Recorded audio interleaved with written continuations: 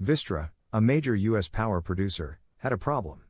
For its plants to operate efficiently, workers had to continuously monitor hundreds of different indicators, tracking temperatures, pressures, oxygen levels, and pump and fan speeds, and they had to make adjustments in real time. The process involved a huge amount of complexity, and it was too much for even the most skilled operator to get right all the time. To address this challenge, the plant installed an AI-powered tool, a heat rate optimizer, that analyzed hundreds of inputs and generated recommendations every 30 minutes. Result: a 1% increase in efficiency. That may not sound like much, but it translates into millions in savings as well as lower greenhouse gas emissions. Companies in a wide range of industries are trying to integrate analytics and data to improve their operations.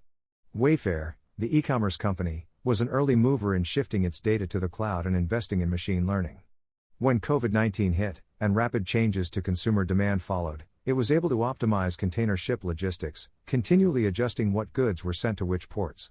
Result: an astonishing 7.5% reduction in inbound logistics costs. Not all companies have been as successful as Wayfair, however. In fact, top performers can have more than twice the impact in half the time compared to the average company implementing machine intelligence. Why do some companies do so much better than others? To answer that question, McKinsey and MIT's Machine Intelligence for Manufacturing and Operations, MIMO, studied 100 businesses in sectors from automotive to mining. Through interviews, research, and a survey, we sought to get a sense of how they use digital, data analytics, and machine intelligence, MI, technologies, what they wanted to achieve, and how they kept track of their progress. By looking at 21 performance indicators across 9 categories: strategy, opportunity focus, governance, deployment, partnerships, people, data execution, budget, and results, we were able to divide the 100 companies into 4 categories: leaders, planners, executors, and emerging organizations, to identify the relationships between actions taken and investments made, and tangible and sustainable outcomes. Any company with ambitions to gain from advanced digital technologies has the opportunity to learn from best practice approaches, whether it is a planner, an executor, or an emerging company today. We take a look beyond the top-level numbers to explore the underlying drivers of success. The secrets behind smart operators. The race to leverage data and analytics could be won with multiple coordinated actions rather than any single bold move. All 4 segments, leaders, planners, executors, and emerging companies, are operating in a dynamic space where the bar is rising and the number of machine learning use cases will continue to increase and embed themselves into business as usual. Not everyone should strive to be a leader immediately, they should instead strive to move to the next better state. Leaders are the highest performers and comprise about 15% of the sample. By investing in the right places, they have captured the largest gains from advanced digital technologies. Leaders are much more likely to have a defined process for the assessment and implementation of digital innovation. They are also more likely to follow that process regularly and to update it continually. As a result, they have achieved significantly larger improvements than the rest in 20 of the 21 key performance indicators evaluated and were in the top 25% in all 9 performance categories. Planners comprise about a quarter of the dataset. Planners often have strong people skills and considerable data execution expertise. They are methodical and focused on making the right investments. In many cases, though, these haven't paid off yet, though a few are on the cusp of joining the leaders. While some planners are able to point to successful implementations, several have been unable to crack the code on scaling the use cases that really count. Others are struggling to escape from the pilot purgatory McKinsey described in 2018. Executors, approximately a third of the respondents, tap into the ever-increasing pool of expertise and work with partners to create specific solutions directed at the most promising opportunities. Then they implement these solutions as broadly as they can. Executors are results-oriented. They can and have achieved significant gains, despite building less infrastructure than the leaders or planners. On the other hand, they sometimes find it difficult to knit together disparate efforts into company-wide performance. Emerging companies, about a quarter of the pool, have the lowest level of maturity and have seen the smallest gains. Many are just getting started. Some emerging companies report moderate success with select use cases, but others are finding it difficult even to figure out where to invest.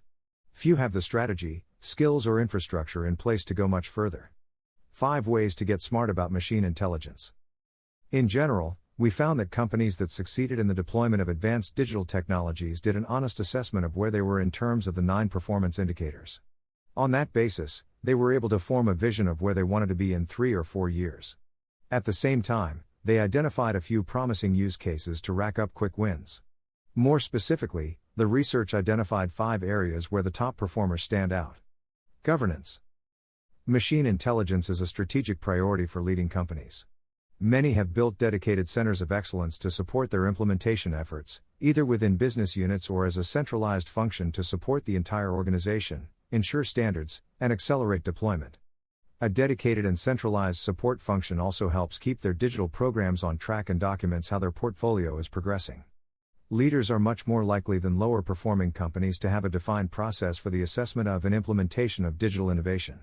For example, the pharmaceutical firm Bayer uses a well-documented governance process to deploy multiple applications at one plant, which it then rolled out across its network, resulting in a revenue lift. However, leaders also recognize that change is inevitable in this fast-moving space. Most of the leaders in our dataset continually refine and improve their processes, whereas executors and planners in our dataset often get stuck, which limits the ability to scale successfully. Deployment. Leading organizations apply me more widely and use more sophisticated approaches. For example, every single leader implemented me in forecasting, maintenance optimization, and logistics and transportation. The leaders are also much more likely to adopt advanced approaches, such as the application of machine vision to product quality assurance. One biopharma player, Amgen, found that visual inspection system operations posed great opportunities to automate and leverage AI technologies. Amgen is developing a fully validated visual inspection system using AI that will boost particle detection 70% and cut false rejects by 60%. While applications like these can have tremendous impact, these firms also realize that any long-term impact requires pulling multiple levers in concert, and that broad, enterprise-wide deployment is key. Partnerships. Partnerships are common, often with academia, startups, existing technology vendors, and external consultants.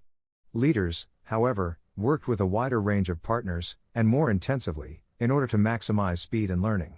For example, Colgate-Palmolive and PepsiCo/Frito-Lay, 2 consumer product companies, worked with a systems vendor, Augury, deployed AI-driven machine health diagnostics on their production lines. In one case, this prevented an 8-day outage. Analog Devices, a semiconductor firm, collaborated with MIT to develop a novel ME quality control that allowed it to identify which production runs and tools might have a fault. This meant that company engineers only had to review 5% of the process data they had to before. Leaders, despite their higher capabilities, actually relied more on external partners to further accelerate their learning and time to impact. People. Leading companies take steps to ensure that as many stakeholders as possible have the skills and resources they need to employ advanced digital approaches, rather than keeping this expertise the preserve of specialists. More than half train their frontline personnel in ME fundamentals, for example, compared to only 4% of other companies. McDonald's, a global quick service restaurant, used me to improve a wide range of operational tasks, from predicting customer response to forecasting real-time footfall. The company adopted a hybrid approach to do this. Its corporate center of excellence tests and develops new approaches before packaging them into easy-to-use tools that are made widely available. This system helps team members in the field understand the importance of good data and hone their problem identification skills. It became clear that leaders view the use of data and analytics as deeply embedded to how they operate, rather than keeping it siloed and restricted to a few employees.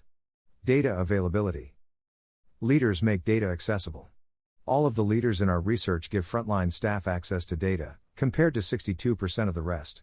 The leaders also all acquire data from customers and suppliers, and 89% share their own data back. Leading companies are almost twice as likely as others to enable remote access to data and to store a significant fraction of their data in the cloud. In short, the democratization of data is a critical aspect to the effective use of analytics. A good example comes from Cooper Standard, an automotive supplier. It requires teams to address data strategy early in the development process for new ME applications. This ensures that all use cases are built on robust, well-managed data. This democratization of data stands in stark contrast to many firms where information is power and zealously guarded. Building blocks for digital transformation. We found that the 5 areas, governance, deployment, partnerships, people, and data, were most effective when integrated into a playbook, often coordinated by a center of excellence.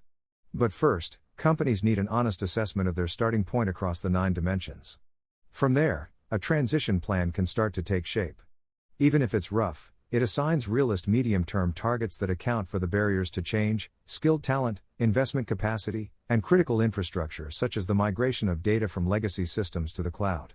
While the ambition can be boundless, the steps cannot be too small. Most leaders started with using data and simple tools to make decisions, then moved to more advanced techniques as they built maturity and familiarity with their data.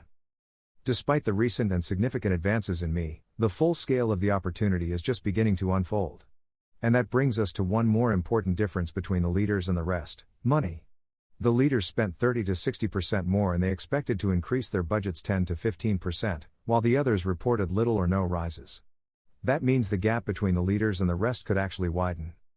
Depending on its starting point, each company's path will be different. But in terms of what works, the leaders are showing the way.